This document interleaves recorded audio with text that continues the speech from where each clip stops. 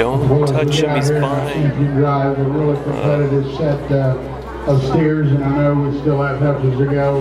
Competitive set of young people, and I just want to say I appreciate the opportunity and come and be able to start to eat cattle, and would certainly work with you. And I told somebody asked me earlier today, say, why do you take the time to visit with those young people? And I told them a story, and I'll make it a little shorter today, that believe it or not, some years ago, back in 1979, I showed my first steer in Jackson County, and real funny, we had a cousin that worked for a registered Brahma breeder there, and we went out and roped this half-blood Brahma calf out of the pasture and paid $125, I think, for him back then, and I thought I had the champion going to that county fair, and got into the ring and stood fifth in the class, which I think it was two probably below me, and seemed like I was in that ring about 5 seconds, and walked out and never knew what happened to my calf or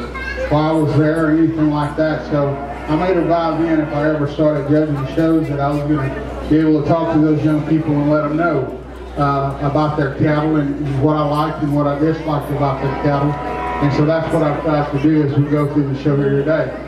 Now, I apologize to you in that same respect that you have to lean to this fat man's opinion on who had the best one. And that's all it is just an opinion. So keep that in mind. Sometimes we worry too much about that halter instead of the one that's holding the halter. And I think we need to concentrate on the one that's holding the halter instead of the one that's on the halter. So with that, a great set of cattle.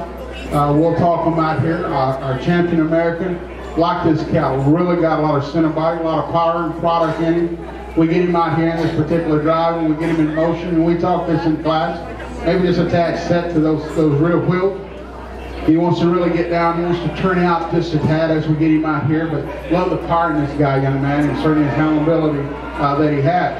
Our champion exotic, as we look at him out here, and we've often talked about, he's very adequate enough in his muscle, but he's one of those that really is good at his top, really good as we get him all those ribs and his condition again. One of those that's really sound and functional as we get him around. And we appreciate that in this cattle as we get him out here. And I think he's one of those that's going to go to the rail and really perform for us in terms of total pounds of product. So congratulations to you. Our reserve American steer, a lot of center body in this cattle, really thick. He's balanced in his makeup. It's only gets a little soft in terms of his handleability as we get him over those ribs and over those loin edges, but a nice cattle again that fit into that American deal has been the second best in terms of certainly balance and power and muscle. And then our reserve exotic. And this cattle out here, for me, he's really got a lot of muscle. And I told this young man over and over that he's a little loose in terms of the structure. You have to really show this guy. But he is big top, he's big hip, he's big as you get right behind him. You get right there behind that shoulder, he comes with just a lot of muscle there, and he's good in his degree of finish. Just a really nice cattle. His thought as we got him in this class, he can be a little strong in that top. We could just get it down just a tad as a battle with our champion that won the exotic deal. So 4 great cattle, 4 great young competitors. With that, again, let's give them a round of applause, and we'll show you the one we like.